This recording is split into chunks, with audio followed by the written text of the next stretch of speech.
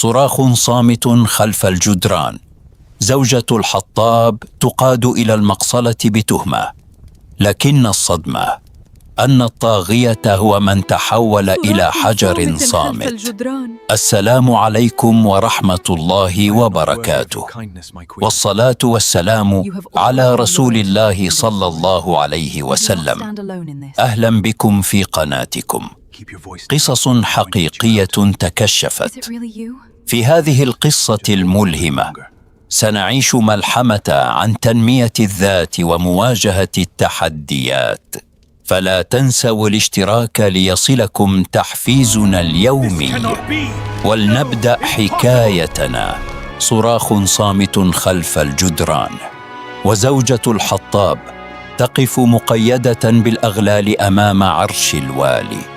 فما هو السر الرهيب الذي خبأته في جوف الغابة؟ بدأ كل شيء بابتلاء غريب لم يشهده أحد من قبل. مرض مجهول جعل أصابعها تقطر بحبر أسود غامض كلما غربت الشمس.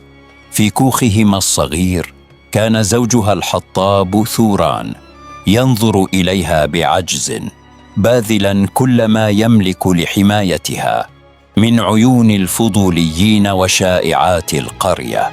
هربا من الفقر وطلبا لعلاجها توغل ثوران في أعماق الغابة المحرمة ليضرب بفأسه شجرة ملعونة لم يجرؤ أحد على لمسها من قبل. ومع أول ضربة قوية انشقت الشجرة لتكشف عن سر مدفون منذ قرون، مخطوطة ذهبية تتوهج بنور غريب.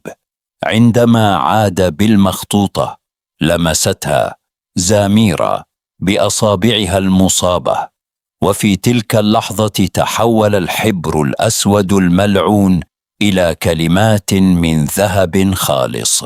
لكن الضوء المتوهج في عتمة الليل جذب عيونا لا ترحم. جواسيس الوالي كانوا يراقبون الكوخ من بين الأشجار في الخفاء. اقتحم الجنود المكان بعنف وانتزعوا زاميرا من بين يدي زوجها بتهمة حيازة الكنوز السلطانية المفقودة والسحر الأسود. نقلت المخطوطة إلى قصر الوالي كاموران الذي كان يبحث عن هذه الكلمات المفقودة طوال حياته لفك شفرة تاريخ أجداده.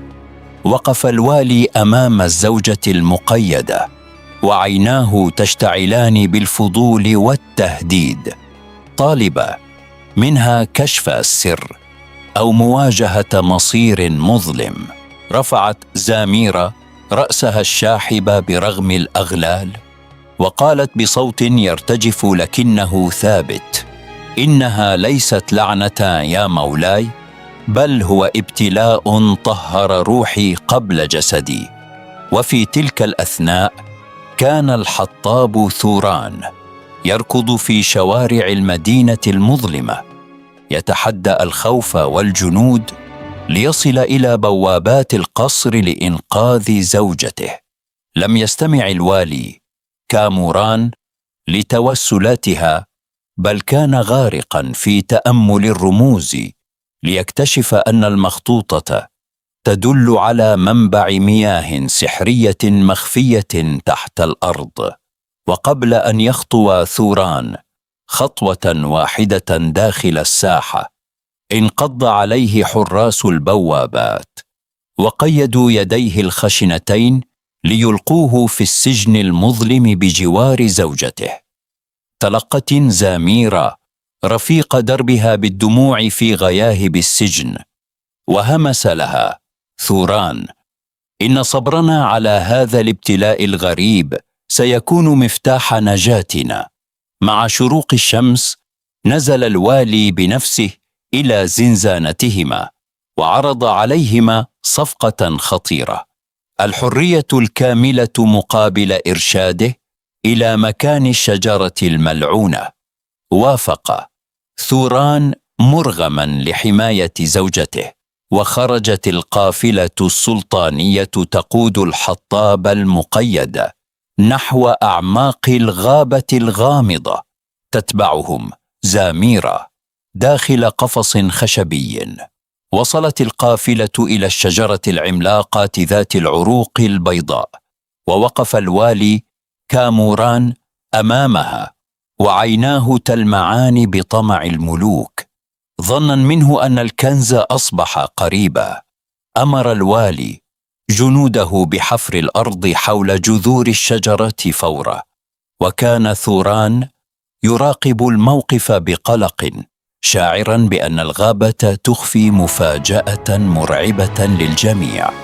ومع توغل الفؤوس في التربة، انبعث ضباب رمادي كثيف من جوف الأرض، واهتزت الشجرة بعنف لتبدأ الأرض بالانشقاق وتحبس الأنفاس. تراجع الجنود ذعرا من الضباب الرمادي الكثيف، لكن الوالي كاموران ظل واقفا كالصخر، يغطي فمه بكم قفطانه الحريري متحديا لعنة الغابة. ومن خلف قضان قفصها الخشبي شعرت زاميرة فجأة بهدوء غريب يسري في جسدها، بينما توقف الحبر الأسود عن التدفق من أصابعها لأول مرة. انقشع الضباب فجأة ليكشف عن انشقاق عظيم في التربة، ظهرت منه سلالم حجرية قديمة تهبط إلى سرداب سري يشع بنور أزرق غامض. مد الوالي إصبعه بصرامة آمرا الحطاب ثوران بالهبوط أولا واستكشاف السرداب، مستخدما سلامة زوجته وسيلة للضغط عليه. أمسك ثوران بمشعل ناري وخطا خطواته الأولى بحذر شديد لأسفل السلم الحجري، والظلال تتراقص على جدران السرداب الضيق. تبعه الوالي كاموران مباشرة مع حراسه المجهزين بالسلاح، مدفوعا بجشع لا ينتهي لمعرفة ما يخفيه هذا المكان الأثري القديم. وفي قلب الغرفة الحجرية المتوهجة صدم الجميع برؤية نافورة من الرخام الأبيض النقي، تتدفق منها مياه عذبة تشيع بنور بلوري ساحر. اندفع الوالي بجنون متجاوزا الحطاب، وغرف من المياه المشعة بكأسه الذهبي وهو يضحك بنشوة النصر، ظنا منه أنه نال ينبوع الحياة الأبدية. في الأعلى شفق أحد الحراس على زاميرة وفتح لها باب القفص الخشبي لتخرج وتخطو نحو حافة الانشقاق الأرضي، مدفوعة بقوة خفية. وفي أعماق الأرض رفع الوالي الكأس إلى شفتيه ليبدأ بالشرب، بينما كان ثوران يحبس أنفاسه منتظرة ما ستفعله مياه النبع الملعون، ما إن ابتلع الوالي كاموران الجرعة الأولى من المياه المتوهجة حتى تجمدت الدماء في عروقه، وتحولت ملامحه الطاغية إلى رعب خالص وجسد متصلب. انقلب السحر على الساحر، فالنبع لم يكن للأبدية بل كان اختبار للنوايا، لتتحول عيون الوالي إلى سواد مظلم ويسقط الكأس من يده. دب الذعر والهلع في قلوب الحراس الأشداء، فتركوا أسلحتهم وفروا هاربين نحو السلالم، تاركين سيدهم يواجه مصيره وحده في الأعماق. وقف الحطاب ثوران مذهولة لا يصدق ما تراه عيناه، وهو يشاهد جسد الوالي القوي يتحول ببطء إلى تمثال حجر أسود صامت، مخلدا جزاء طمعه. وفي هذه اللحظة هبطت زاميرة درجات السلم الحجري بخطوات واثقة، منقادا برابط خفي يجمع بين نبض قلبها وبين سر هذا السرداب العتيق. ركض ثوران نحو زوجته واحتضن كفيها بخوف شديد، لكن زاميرا نظرت إلى نافورة الرخام الأبيض بنظرة ارتياح لم يسبق لها مثيل. اقتربت الصابرة من نبع الماء النقي ومدت يدها برفق لتغمسها في الماء البلوري المتوهج الذي بدأ يتفاعل مع حضورها بسلام وأمان. حدثت المعجزة الكبرى أمام أعين الحطاب، حيث بدأ الشحوب يزول عن وجه زاميرا وسرى النور في عروقها ليعيد إليها صحتها وجمالها المسلوب. وفجأة تغيرت الكتابات المنقوشة على الجدران الحجرية لتظهر نبوءة قديمة تقول بأن النبع يمنح أسراره وحكمته فقط لأصحاب القلوب الطاهرة والصابرة. نظر الزوجان إلى الأعلى حيث بدا أن السرداب يستعد لإعلان مكافأة غير متوقعة تجاوزت كل حدود الخيال البشري. تقدمت زاميرا بخطوات ثابتة نحو المذبح الحجري، حيث كان التاج الذهبي العتيق يطفو في الهواء عاكساً أنوار العدالة والقدر الجديد. وفي لحظة مهيبة هبط التاج الذهبي برفق فوق رأس زوجة الحطاب لتعلنهما الأقدار حكاماً جددا لهذه البلاد بأمر من نبع الحكمة المفقود. جثى الحطاب ثوران على ركبتيه أمام زوجته الملكة، وعيناه تملأهما دموع الفرح والذهول بعد أن تبدل حالهما من الفقر والابتلاء إلى الرفعة والمكانة. وبمجرد استقرار التاج انهار تمثال الوالي كاموران الحجري وتحول إلى رمال ناعمة ابتلعتها شقوق الأرض، معلنا نهاية عصر الظلم والطمع. أمسك الزوجان بأيدي بعضهما البعض وصعدا السلالم الحجرية ليخرجا من عتمة السرداب الغامض إلى نور النهار الساطع وسط أشجار الغابة. وعندما رآهما الجنود والحراس في الخارج ألقوا بأسلحتهم أرضا وخروا ساجدين احتراما وهيبة للملكة الجديدة التي اختارتها الغابة. ركب الحطاب وزوجته العربة السلطانية الفاخرة لتتحرك القافلة بأكملها عائدة نحو العاصمة لبدء فجر جديد يحمل الخير للجميع. وصلت العربة الملكية إلى بوابات القصر الكبرى، حيث احتشد آلاف الفقراء والمساكين يهللون ويهتفون فرحاً بقدوم الحكام الجدد الصادقين. جلست زاميرا على عرش السلطنة، ووقف ثوران الحطاب شامخاً بجانبها لتبدأ الزوجة الصابرة أول أيام حكمها بالعدل والرحمة. وكانت أولى قرارات الملكة زاميرا هي فتح خزائن القصر وتوزيع الذهب والمؤن على المحتاجين، لتتحول المحنة القديمة إلى بركة عمت البلاد بأسرها. لم ينسى ثوران ماضيه كحطاب بسيط، فجمع عمال الغابة والفقراء في قاعة القصر الكبرى، وأمر بتوفير الأراضي والأدوات لكل محتاج ليعمل بكرامة.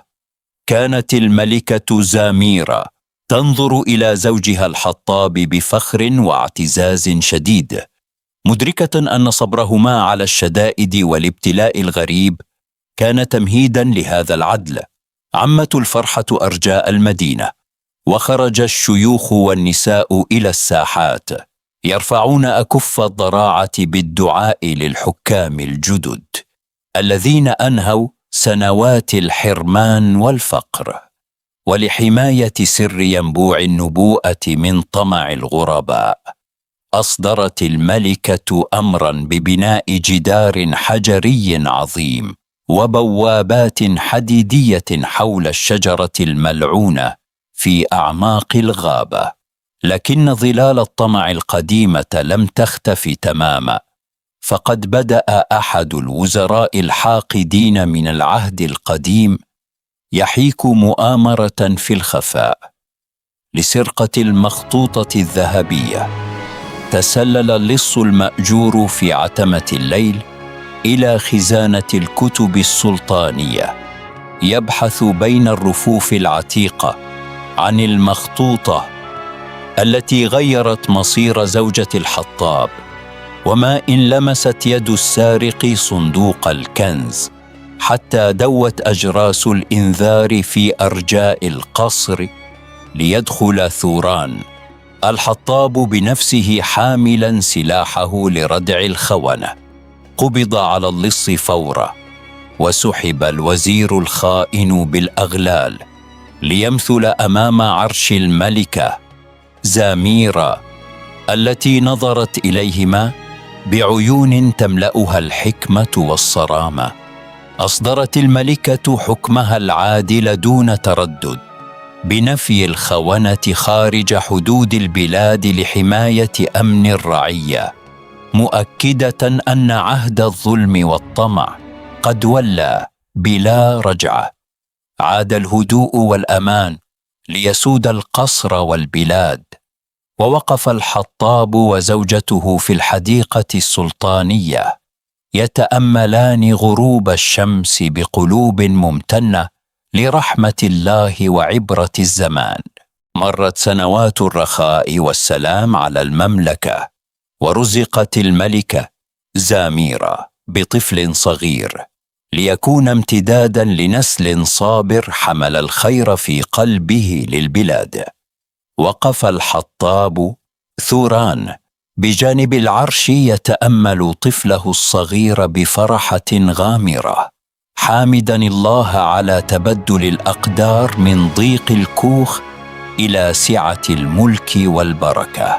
انطلقت الاحتفالات في جميع أرجاء المدينة، ورفعت الرايات التي تحمل شعار الفأس والورقة الخضراء تجسيدا لعهد الحطاب والملكة العادلة. وأمرت الملكة ببناء نصب تذكاري يمثل ميزان العدالة في ساحة القصر الكبرى، ليتذكر الجميع دائما أن الحق هو أساس الحكم الصالح. وفي يوم من الأيام وصل إلى بوابات القصر تاجر غريب يحمل مفتاحا حديديا عتيقا، زاعما أنه يحمل أمانة قديمة تخص نبع الحكمة المخفى. مثل التاجر أمام الحطاب ثوران، وقدم له المفتاح الحديدي، موضحا أنه يفتح صندوقا سريا مدفونا تحت نافورة الرخام الأبيض في الغابة.